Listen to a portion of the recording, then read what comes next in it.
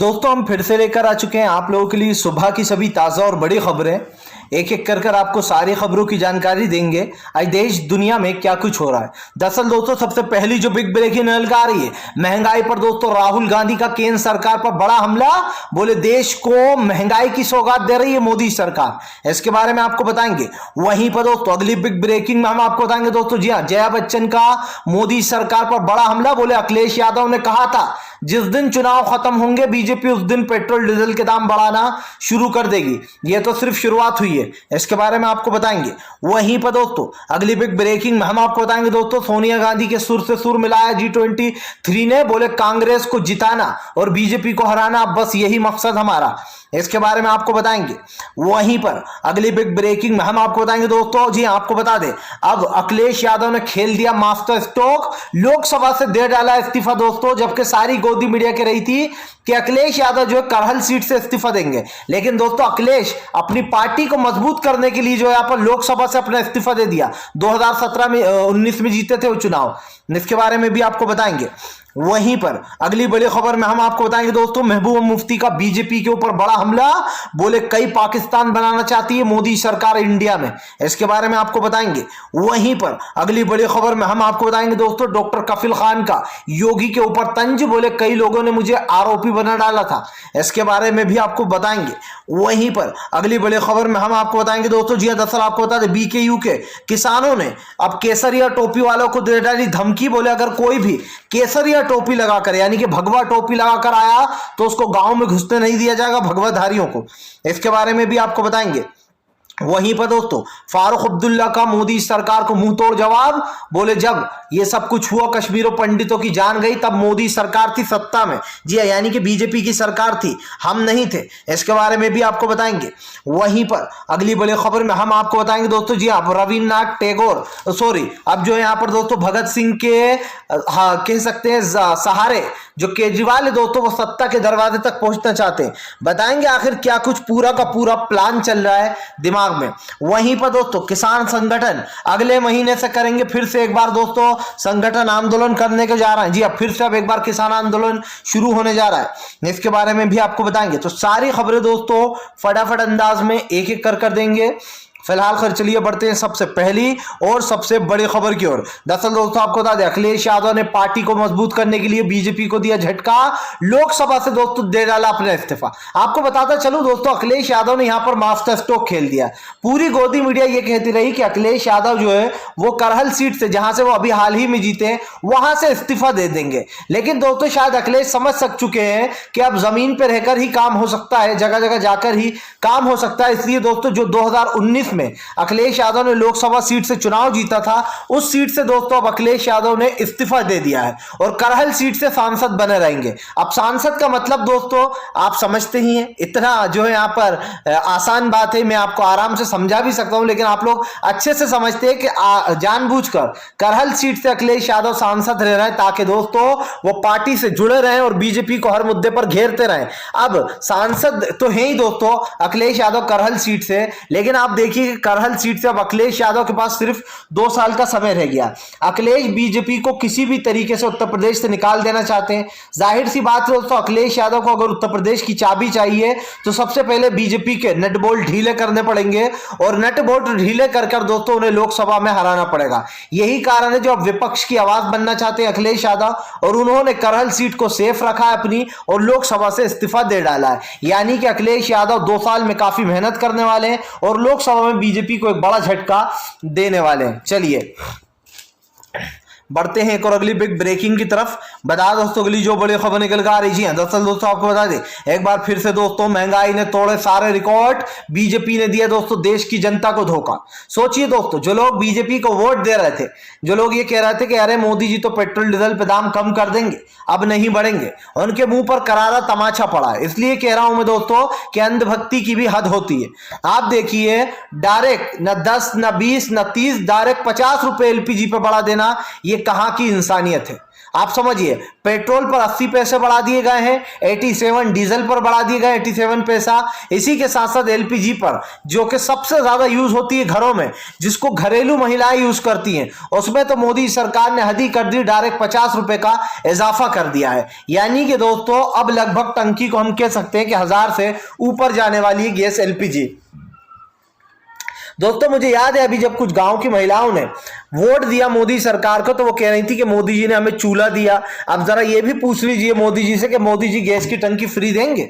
जिस तरीके से एक दिन के अंदर एलपीजी में 50 रुपए की इजाफा कर दिया हो, इससे दोस्तों सरकार के ऊपर सवाल तो उठते ही हैं, लेकिन यह भी साबित हो जाता है कि जनता को मूर्ख बनाने में सरकार बिल्कुल सक्सेसफुल हो रही है। जनता तो इन्हें वोट दे नहीं रही है, कुछ लोग हैं बीजेपी के समर्थक जो इनको वोट देते हैं, लेकिन बाकी के वोट कहां से आते हैं, ये सबसे बड़ा सवाल है। आपने गैस की टंकी पर डायरेक्ट 50 रुपए बढ़ा दिए, आपने डीजल पर 88 पैसे बढ़ाए, और आप सोच रहे होगे ठीक है यार 88 पैसे से क्या होगा, 1 रुपए में भी थोड़े पैसे कम है, 2 पैसे कम है। लेकिन दोस्तों शायद आप भूल गए कि दोस्तों जिस तरीके से ये पैसा बढ़ाया गया है, ये पैसा बढ़ने के बाद दोस्तों आप शायद भूल रहे हो कि रोजाना अब यही चलने वाला है। अब पेट्रोल रुकने वाला नहीं है, अब डीजल पेट्रोल के दाम रोजाना बढ़ेंगे, एक एक दो दिन बीच। उसके बाद आप अपना सर खुजाने लगोगे, उसके बाद आपको पता चलेगा कि दरअसल केंद्र सरकार किस तरीके से लूटपाट मचा रही है, आम जनता की जेब पर हाथ डाल रही है। लगातार एलपीजी के दाम बढ़ रहे हैं, लगातार पेट्रोल डीजल के दाम बढ़ रहे हैं, इससे कहीं ना कहीं सरकार के ऊपर कई सवाल खड़े हो रहे हैं। चलिए बढ़ते हैं एक और अगली बिग ब्रेकिंग की तरफ। बता दोस्तों अगली जो बड़ी खबर निकल कर आ रही जी, दरअसल दोस्तों आपको बता दें एक बार फिर से जया बच्चन ने बीजेपी के ऊपर बोला हमला। बोले फिलहाल अखिलेश यादव ने कहा था कि जिस दिन बीजेपी के चुनाव टल गए, जिस दिन चुनाव की तारीखें खत्म हो गई, उसके दूसरे दिन से ही बीजेपी पेट्रोल के दाम बढ़ा देगी, और वही हुआ। आपको बता दोस्तों अमिताभ बच्चन की पत्नी जया बच्चन ने बीजेपी के ऊपर हमला बोलते हुए कहा कि मुझे तो नहीं याद इसको किसी ने भी, जनता ने इन बीजेपी वालों को वोट दिया होगा, पता नहीं ये कहां से वोट लेकर आए हैं, इनको किसने जिता दिया मुझे समझ में नहीं आ रहा है। जया बच्चन ने कहा कि बीजेपी एक लुटेरी पार्टी है जो देश को लूटने में लगी। जया बच्चन ने कहा कि अखिलेश यादव ने साफ साफ कहा था कि जो यहाँ पर उत्तर प्रदेश में जिस दिन चुनाव खत्म हो गए उसी दिन जो है यहाँ पर पेट्रोल डीजल के दाम बढ़ने लगेंगे, और दोस्तों आप देख लीजिए यही हुआ। आज जिस तरीके से पेट्रोल और डीजल के दाम बढ़ाए गए, खास कर मैं एलपीजी की बात करूं दोस्तों, तो 50 रुपए एक बहुत बड़ा अमाउंट होता है गरीब इंसान के लिए। आप समझिए गरीब मजदूर जो है दोस्तों वो दिन भर काम करते हैं, तब कहीं जाकर उनको 100 रुपए से 150 रुपए दिहाड़ की मिलती है। तो दोस्तों क्या इस बात को झुटलाया जा सकता है कि मोदी सरकार ने देश की रीढ़ की हड्डी पर हथौड़ा मारा ताकि हड्डी टूट जाए? और यही बात है कि आज पेट्रोल डीजल में 88 पैसों का इजाफा हुआ है, कल 2 रुपए बढ़ेंगे, फिर 5 रुपए बढ़ेंगे, 10 रुपए बढ़ेंगे। पेट्रोल को ये लोग जब तक 200 रुपए लीटर नहीं ले जाएंगे तब तक इनको सुकून नहीं मिलेगा। आप समझ लीजिए अगर इस सरकार को आप लोगों ने नहीं हटाया तो ये सरकार आपको गंजा कर देगी, उम्र से पहले बाल झड़ जाएंगे, और आप समझ जाओगे कि दरअसल बीजेपी का पूरा एजेंडा था क्या। 50 रुपए एकदम से गैस में बढ़ा देना, वो भी महिलाओं के काम आती है सबसे ज्यादा, क्योंकि जाहिर सी बात है दोस्तों आज गांव में भी एलपीजी का बहुत ज्यादा यूज होता है। तो ये कहा जा सकता है कि मोदी सरकार ने गांव वाली जनता को ही धोखा दिया जिन लोगों ने इसको वोट दिया। चलिए बढ़ते हैं एक और अगली बिग ब्रेकिंग की तरफ। बता दोस्तों अगली जो बड़ी खबर निकल कर आ रही है, महबूबा मुफ्ती का मोदी सरकार के ऊपर बड़ा हमला। बोले बीजेपी देश में कई पाकिस्तान बनाना चाहती है। दरअसल दोस्तों महबूबा मुफ्ती का कहना है कि जब कश्मीरी पंडितों को मारा गया तो उनके भी अपने मारे गए थे, उनके अंकल भी मारे गए, उन्होंने कई लोगों की मदद की, कई जगह जा जाकर मदद की, लेकिन उसके बावजूद भी दोस्तों किस तरीके की आज एक एजेंडा चलाया जा रहा है सब देख रहे हैं। महबूबा मुफ्ती ने कहा कि दरअसल बीजेपी की सोच कई पाकिस्तान बनाने की है, वो इंडिया में ही कई पाकिस्तान बसा रही है। जाहिर सी बात है दोस्तों अगर आप एक कान को हाथ से पकड़ोगे और दूसरे को हाथ से पकड़ोगे तो यही कहा जाएगा कि आपने दोनों कानों को पकड़ रखा है। लेकिन दोस्तों बीजेपी को लगता है कि एक हाथ से कान को पकड़ को ये लोग कहेंगे कि भैया कान तो पकड़ा ही नहीं हमने। आप समझिए भारतीय जनता पार्टी बेसिकली एक एजेंडे के तहत काम करती है। इनको लगता है कि अगर काले को काला कह दो तो बहुत बुरा है, सफेद को सफेद कह दो तो बहुत बुरा है, लेकिन बीजेपी पीठ के पीछे किस तरीके के काम करती है ये आप अच्छे से देखते हैं। दोस्तों दोस्तों आज के देश में आपको और हमें ये दिखाई नहीं दे रहा है कि एक प्रोपेगेंडे के तहत देश में नफरत फैलाई जा रही है। जिन हिंदू और मुस्लिम भाइयों की मिसाल दी जाती है, जिन लोगों में प्यार मोहब्बत है, जिन लोगों में दोस्तों एक कह सकते हैं एक रिश्ता है, दिल का रिश्ता है इस समाज में, इस देश में, उसको मिटाने की कोशिश की जा रही है और उसके बाद भी ये सक्सेसफुल नहीं हो रहा है। इनको चोट कहां लग जाती है? जहां पर बीजेपी को वोट नहीं मिल पाते और वो हार जाती है। देखिए बीजेपी 10 वोट से जीते, 2 वोट से जीते या 1 वोट के फासले से जीते, जीत तो जीत होती है, लेकिन क्या वो जीत जनता ने दी होती है? क्या वो जीत दोस्तों आपने और हमने दी होती है? नहीं। वो वोट कहां से लाती है सरकार, ये आपको और हमें अभी तक पता ही नहीं है। इसी को लेकर महबूबा मुफ्ती ने कहा कि दरअसल बीजेपी देश में कई पाकिस्तान बनाना चाहती है और उसका एजेंडा साफ है कि वो कई पाकिस्तान बनाकर देश में नफरत पैदा करने की कोशिश कर रही है। चलिए बढ़ते हैं एक और अगली बिग ब्रेकिंग की तरफ। बता दोस्तों अगली जो बिग ब्रेकिंग निकल कर आ रही है, दरअसल दोस्तों आपको बता दें भारतीय जनता पार्टी के ऊपर भड़के योगेंद्र यादव, बीजेपी को दी चेतावनी, अगले महीने से होगा आंदोलन शुरू। दरअसल दोस्तों आपको बता दें एक रिपोर्ट सामने आई है। यह रिपोर्ट दोस्तों किनकी है? यह रिपोर्ट है जो सुप्रीम कोर्ट में कमेटी बनाई गई थी दोस्तों, और ये कमेटी बनाई थी यश बोबड़े ने, जिनके ऊपर कई आरोप लगे हैं कि वो बीजेपी के समर्थक थे, बीजेपी के हित में फैसले दिया करते थे और इसमें कोई झूठी बात भी नहीं है। यश बोबड़े और रंजन गोगोई ये 2 नाम ऐसे हैं जो कि हमेशा इनके ऊपर दाग लगा रहेगा, दागदार रहेंगे ये लोग।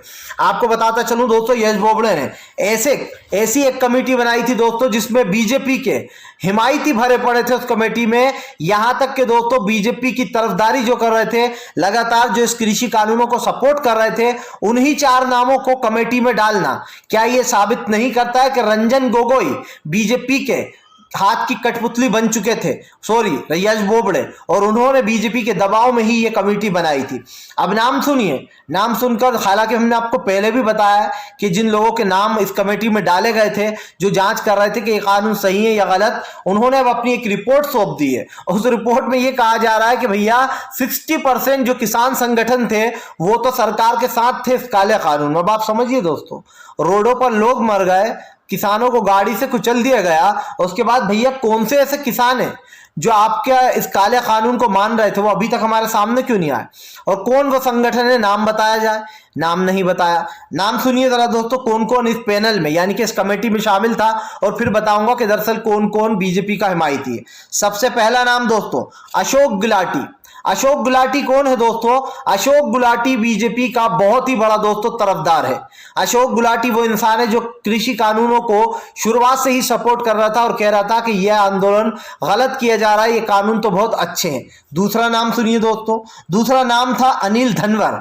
ये दोस्तों बीजेपी के काफी करीबी माने जाते हैं, यहां तक कि अनिल धनवर बीजेपी के हर गलत काम में उनका साथ देते हैं। इनके हिसाब से भी दोस्तों कृषि कानून मोदी सरकार का मास्टर स्ट्रोक था।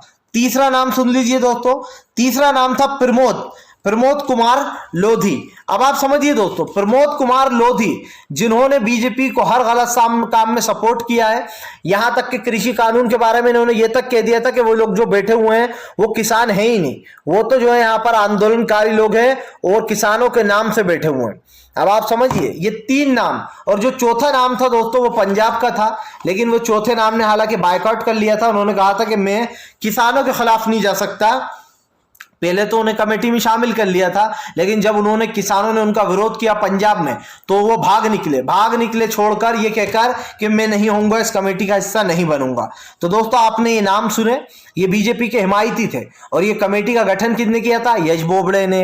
अब ये कमेटी जाहिर सी बात है कोई रिपोर्ट सौंपेगी तो वो ये तो कहेगी नहीं कि भैया किसान तो नाखुश थे और ये आंदोलन ये कृषि कानून नहीं चाहते थे। जाहिर सी बात है मोदी सरकार ने यश बोबड़े के जरिए ये कमेटी इसीलिए बनवाई थी ताकि वो ऐसी रिपोर्ट सौंपे कि भैया किसान तो बहुत खुश है और ये कृषि कानून बहुत अच्छे थे। लेकिन दोस्तों कृषि कानून का विरोध करने के लिए योगेंद्र यादव ने ऐलान कर दिया है कि अब वो फिर से अगले महीने से आंदोलन शुरू होगा, क्योंकि सरकार ने वादा खिलाफी की है, किसानों को एमएसपी की गारंटी नहीं दी, ना ही जो है यहाँ पर किसानों को दोस्तों अभी तक कोई लाभ मिला। यहाँ तक कि जो किसानों के ऊपर दोस्तों केस लगाए गए थे वो भी वापस नहीं लिए गए, जिसका सीधा मामला ये बैठता है कि अब किसान फिर से एक बार सड़कों पर उतरेगा। सड़कों पर उतरने के बाद यह तय हो जाएगा कि सरकार इस कर्मठ बैठेगी या उस कर्मठ। जी सरकार भी ऊंट की तरह हो गई है, सरकार को जहां बाहर दिखता है उस तरफ ही बैठती है। चलिए बढ़ते हैं एक और अगली बिग ब्रेकिंग की तरफ। बता दोस्तों अगली जो बड़ी खबर निकल कर आ रही, क्या अरविंद केजरीवाल भी दोस्तों बीजेपी की राह पर, क्या दोस्तों आरएसएस की राह पर ही चल रहे हैं अरविंद केजरीवाल। ऐसा मैं क्यों कह रहा हूं दोस्तों, क्योंकि इधर गोडसे को पूजा जा रहा है तो इधर भगत सिंह को पूजा जा रहा है। भगत सिंह एक बहुत महान इंसान है हालांकि दोस्तों, और गोडसे आप समझ ही सकते हैं गांधी जी का कातिल है। लेकिन दोस्तों भगत सिंह जी एक बहुत ही अच्छे इंसान थे, उन्होंने हमारे देश के लिए आजादी में अपनी जान तक गंवा दी। लेकिन दोस्तों केजरीवाल किस तरीके से यूज कर रहा है भगत सिंह का, ये मैं आज आपको बताता हूं। दोस्तों एक तरफ तो केजरीवाल ने जब अपने आंदोलन की शुरुआत की थी तो कहा था कि मैं गांधी जी की राह पर चलने वाला इंसान हूं, अन्ना हजारिया बिल्कुल गांधी जी का रूप है। याद है आपको जब दिल्ली की सरकार गिराई गई थी, दिल्ली में कांग्रेस की सरकार हुआ करती थी और बीजेपी, आरएसएस और दोस्तों जो है बाबा रामदेव, इन सब ने मिलकर दिल्ली की सरकार को गिरा दिया था। हालांकि वो बात अलग है दोस्तों कि कांग्रेस ने बहुत बड़ी बेवकूफी की थी। अगर कांग्रेस भी तानाशाही करती तो इनके परखच्चों में दम नहीं था कि ये वहां की सरकार गिरा देते। लेकिन दोस्तों क्योंकि कांग्रेस में इंसानियत थी, वो मोदी सरकार की तरह अड़ी नहीं रहती थी, इस वजह से दिल्ली की सरकार गिराई गई थी, क्योंकि नरम पड़ गई थी वहां की सरकार, यानी कि कांग्रेस की जो सरकार थी। लेकिन अगर आज ही दोस्तों, अगर आज ये माहौल होता और अगर आज कांग्रेस वहां पर होती बीजेपी की जगह, अन्ना हजारिया की जगह, तो बीजेपी कभी सरकार गिरने नहीं देती, बल्कि वहां से लठमार मारकर उनको उठवा देती। अब दोस्तों यहां पर दो बातें होती हैं। केजरीवाल कहते थे कि मैं गांधी जी की राह पर हूं, लेकिन आज केजरीवाल ने गांधी जी को ही हटा दिया। उनके एक भी दफ्तर में गांधी जी का फोटो नहीं है। ये इस बात का सबूत है कि केजरीवाल भी आरएसएस की राह पर ही हैं। भले ही वो एक कट्टर हिंदुत्व नहीं बताते, लेकिन दोस्तों केजरीवाल की सोच भी वहीं जाकर रुक रही है कि अगर ये लोग गांधी बदनाम हो गए, क्योंकि एक तरीके बीजेपी ने गांधी जी को बदनाम कर दिया भैया, गांधी परिवार को बदनाम कर दिया है, इसलिए केजरीवाल ने सोचा कि गांधी जी तो आजकल यूं ही बदनाम चल रहा है, मैं अपना आइडल किन्हीं और को बनाता हूं। इसलिए केजरीवाल ने बाबा साहब अंबेडकर और भगत सिंह को बनाया। अब भगत सिंह के नाम से दिल्ली में एक स्कूल खोलने जा रहा है। लेकिन केजरीवाल वही इंसान है दोस्तों जो बीजेपी की हाँ में हाँ मिलाते रहे। याद करिए जब दिल्ली दंगे हुए और बीजेपी ने एक रिपोर्ट सौंपी, क्या केजरीवाल को कोई आपत्ति तो नहीं है अगर हम इन लोग को सजा दिलाएं तो, या फिर केजरीवाल जांच चाहते हैं, तो केजरीवाल ने दोस्तों बिना सोचे समझे हाँ कर दिया कि हम कोई जांच नहीं चाहते। आप समझिए दोस्तों, जिन विचारों ने CAA में विरोध किया था उन लोगों को अमित शाह ने बुरी तरीके से फंसाया। अभी भी कई लोग जेल में बंद हैं जिन्होंने सिर्फ विरोध प्रदर्शन किया था शांतिपूर्ण ढंग से, और कहीं ना कहीं उसमें केजरीवाल का भी हाथ है, क्योंकि केजरीवाल जिस तरीके से बीजेपी की हाँ में हाँ मिलाते रहे उसका असर यह हुआ दोस्तों कि दिल्ली में कई ऐसे लोग हैं बेचारे जो अभी भी जेलों में बंद हैं। और आप भी समझते हैं ये बात कितनी जरूरी, आप चाहे तो सर्च कर लीजिए केजरीवाल बीजेपी की हाँ में हाँ मिलाते रहे आने वाले समूह में। फिलहाल चलिए बढ़ते हैं एक और अगली बिग ब्रेकिंग की तरफ। बता दोस्तों अगली जो बड़ी खबर निकल कर आ रही, जी हाँ, दरअसल दोस्तों आपके साथ भारतीय जनता पार्टी के ऊपर जमकर गरजे अखिलेश यादव, बोले बीजेपी ने देश में सत्यानाश कर दिया, पूरे देश को महंगाई में डुबोकर यहां पर रावण राज चलाना चाहती है बीजेपी।